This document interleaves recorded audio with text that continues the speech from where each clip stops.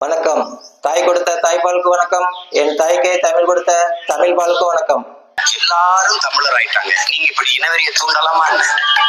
కమ్మా అంటే ఎక్కడైనా మర్యాద కాపాడుకోవాలి. అప్పుడు మా అమ్మమ్మ నన్ను తిట్టినప్పుడు నాకు స్కూల్ డేస్ అప్పుడు అర్థం కాలే. తర్వాత కొంచెం కొంచెం అర్థం అయ్యేటప్పుడే మనకి ఏం రెస్పెక్ట్ ఉన్నది అది ఎట్లా కాపాడుకోవాలి, ఆ విధంగా మనం నడుచుకోవాలి. మన క్యారెక్టర్ లాగా కమ్మ అంటే వాడికి ఒక క్యారెక్టర్ ఉండాలి. అట్లా నేను అర్థం చేసుకున్నా. இது யார் சொல்லணும்? அப்ப என்கிட்ட கல்வி கட்டி இல்ல அயோக்கிய நாய்களா? யாரெல்லாம் தமிழன் கல்வி கட்டியாடா அயோக்கிய நாயே? நீ பதில் சொல்ற.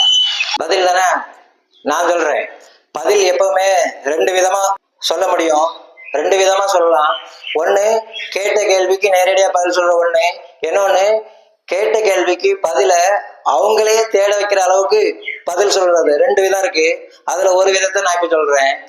சீமானே அவரு பாக்கியராஜ்னு தெலுங்கு பேசிட்டாதான், அவருக்கு தாய்மொழி தெலுங்குன்னு தெரிஞ்சிருச்சான். அதனால இப்ப எல்லாம் சினிமா துறையில இருக்க எல்லாரும் நிறைய பேரு தெலுங்குல கன்னடக்காரன் இருக்கான். இப்போ அன்னைக்கு கேட்டியே இன்னைக்கு கேட்க வேண்டியதானே நாயே அப்படின்னு திட்டுறாரு. సీమన్ అన్నయ్య ఒకే మాట్లాడుతున్నాను. ఒకే మాట. ఎవరంతా తమిళరని తెలుసుకోవాలి కదా. అలా తెలుసుకోవాలంటే మీరు ఈ దేశంలో ఉన్న అన్ని భాషలు కూడా మీకు తెలుసుకోవాలి. కానీ మీకు తమిళే తెలియదు. తమిళ్లో అర్థం అడిగితే చెప్పడానికి తెలియదు, ఏం తెలియదు. కానీ తమిళ్ తమిళ్ తమిళ్ నామ్ తమిళర్ కచ్చి అలా మాట్లాడడానికి మాత్రం చెప్పడానికి తెలుస్తుంది. తమిళ్ అంటే తమిళ్ కట్టి వేసి చెప్తే చాలదు. కానీ తమిళ్ అంటే ఒక్క మాటలకు అర్థం అడిగితే అది ఏంటని చెప్పడానికి తెలుసుకోవాలి. అదే తమిళ్ తెలుసుకోవాలంటే మీకు 10 భాషలు తెలుసుకోవాలి. ఈ దేశంలో ఉన్న 10 భాషలను మీరు తెలుసుకోవాలి. మీరు మాట్లాడుతున్నారు కదా భారతి గురించి, భారతి ఏ ముప్పటే అలాని అది ఎంత సరే, కానీ భారతికి ఎన్ని భాషలు తెలుసా? భారతి మాట్లాడిన మాటలకంతా మీకు అర్థం చెప్పడానికి తెలుసదా? తమిళ్లో ఒక్క మాటలకు అర్థం చెప్పడానికి తెలియదు మీకు. మీరు భారతి గురించి మాట్లాడుతున్నారు. భారతి గురించి ఇప్పుడు నేను తెలుగు మాట్లాడుతున్నాను. మీరు నన్ను కూడా తిట్టండి. మీరు ఎవరని ఎవరికి తెలియదు, నేను ఎవరని ఎవరికి తెలియదు. కానీ మీరు తిట్టారు. ఎందుకంటే తమిళ్ తెలియదు. మీకు తమిళ్ అంటే ఏమని తెలియదు, అంతే అర్థం. ఇప్పుడు కొన్ని అంటే ఏం తెలుసా? కొన్ని మాట్లాడుతున్నారని చెప్తారు కదా. కొన్ని పేస్తున్నా ఇప్పుడు చూడంగా. అలా కొన్ని అంటే తెలుసా? మరుదాలు అంటే తెలుసా? తెలుగు గుట్ట లింగు అంటే తెలుసా? కోగుట్ట లింగు అంటే తెలుసా? అది తెలుసు కొంగని. కానీ పూజర్ గుట్ట లాతి తెలుసా? కన్నన్ గుట్టలాడం తెలుసా? మళ్ళీ మలై గుట్టలాడం తెలుస్తుంది. కానీ ఏమని చెప్పడానికి తెలియదు. ఎందుకంటే మీకు తమిళ్ తెలియదు. మీకు తమిళ్ రాదు, తమిళ్ తెలియదు. అదేలాగా కంగణం అంటే ఏం తెలుసా? మక్కల్ అంటే ఏం తెలుసా? మావీరం అంటే ఏం చెప్పడానికి తెలుసా? మారన్ అంటే ఏమని చెప్పడానికి తెలుసా? వణకం అంటే తెలుసా? వణకం అంటే ఏమని చెప్పడానికి తెలుసా? మీకు తెలుసదా? కల్వి అంటే తెలుసదా? అరసియల్ అంటే తెలుసదా? అరసియల్ అది ఎంత వస్తున్నాయా? మీరు పేరు కూడా హిందీలో ఉంది. ఆ పేరుకి అర్థం చెప్పడానికి వస్తుందా? రాదు, ఏం రాదు. సాపాడు అంటే తెలుసదా?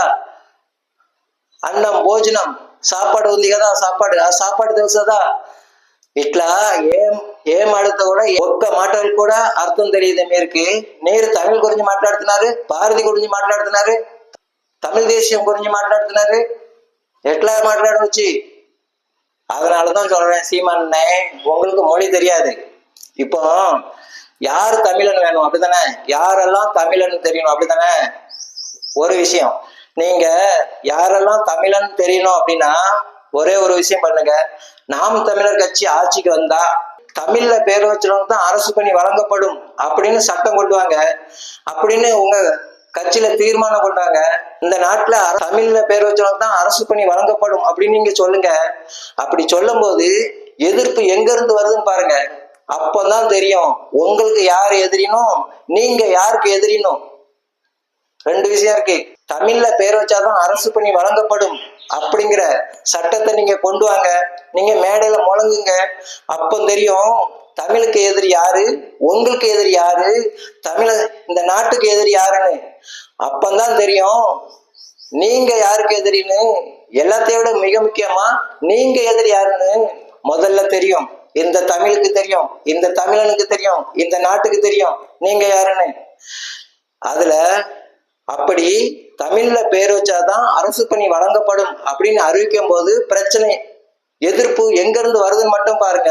அப்படி வரும்போது அதுல ஒருத்தன் மலையாளி, அதுல ஒருத்தன் ஆந்திரா, அதுல ஒருத்தன் கன்னடகாரன், அதுல ஒருத்தன் பீகாரிக்காரன், அதுல ஒருத்தன் பாம்பேகாரன், இப்படின்னு தமிழ்ல பேர் வச்சாதான் அரசு பணி வழங்கப்படும் சொல்லும் போது, அறிவிக்கும் போது, மேடையில தீர்மானம் கொண்டு வரும்போது இந்தியாவில் இருக்கிற எந்த மாநிலத்துக்காரனாவது ஒருத்தனாவது எதிர்த்துட்டான் அப்படின்னா நான் அந்த இடத்துலயே அன்னைக்கே தூக்கில தொங்கிடுறேன். ஒரு தெலுங்கு, ஒரு மலையாளி, ஒரு கன்னடக்காரன் எதிர்த்துட்டும் பார்ப்போம். யார் தமிழருங்க? தமிழ்ல பேர் வச்சாதான் அரசு பணி வழங்கப்படும் அறிவிச்சு பாரு, அப்ப தெரியும் யார் தமிழன்னு. சும்மா தெலுங்கு சினிமா துறையில இருக்க எல்லாரும் தெலுங்காரன் கன்னடக்காரன் அப்படிதான் இருப்பான். அவன் நாடு நம்ம நாடு, நாம இருக்கோம். அதுக்கூட அவன் எப்படி வர்றான்னா நம்ம நாடு தானே எல்லாருக்கும். இந்தியா ஃபுல்லா, இந்தியாவுல 142 கோடி வரும். நம்ம நாடு தானே, நம்ம மக்கள் தானே. அப்படி இருக்கும்போது தெலுங்குக்காரன் நாயே பேயன்னா நீங்க அறிவிச்சு பாருங்க. தமிழ்ல பேர் வச்சாதான் அரசு பணி வழங்கப்படும்னு அறிவிச்சு பாருங்க. அப்படி அறிவிக்கும் போது ஒரு ஹிந்திக்காரன் எதிர்த்துட்டான்னா, ஒரு பீகாரிக்காரன் எதிர்த்துட்டான்னா நான் அந்த இடத்துல தூக்கில தூங்கிடுறேன். இல்லைன்னா உங்க ஆபீஸ இலவசமா ஒரு மாசத்துக்கு இலவசமா தொடச்சு தரேன், உங்க கால் செருப்ப தொடச்சு தரேன். ஒரு ஹிந்திக்காரன் எதிர்த்துட்டான்னா. ஆனா எதிர்ப்பு வரும். எங்க இருந்து வருதுன்னு பாருங்க. அதுதான் அப்பதான் தெரியும் உங்களுக்கு எதிரி யாருன்னும் நீங்க யாருக்கு எதிரினும். அப்பதான் தெரியும். அது வரைக்கும் தெரியாது. அது வரைக்கும் நீங்க இப்படியே சண்டை மூட்டி விட்டுட்டே இருங்க. அதனால நீங்க உங்களுக்கு தமிழ் மேல அவ்வளவு அக்கறை இருந்ததுன்னா, தமிழ் மக்கள் மேல அவ்வளவு அக்கறை இருந்ததுன்னா தமிழ்ல பேர் வச்சாதான் அரசு பணி வழங்கப்படும் அறிவிச்சு பாருங்க பார்ப்போம். வணக்கம்னா என்னன்னு தெரியாது, அரசியல்னா என்னன்னு சொல்ல தெரியாது, அம்மான்னா என்னன்னு சொல்ல தெரியாது. இவளுக்கு அரசியலாம், இவையதான் ஆட்சிக்கு வரணுமா, இவையதான் ஆட்சிக்கு வருவாங்களாம், இவையதான் அரசாழ்வாங்களாம். இவைய பேர் வைக்க அரசு இயல் அதான் என்னது தெரியாது. இதுதான் தமிழ்நாட்டோட நிலைமை. தமிழோட நிலைமை இவ்வளவுதான். தர்மத்தின் வாழ்வுதனை சூது கவ்வும், பின் இறுதியில் தர்மமே வெல்லும். ஜெய்ஹிந்த்.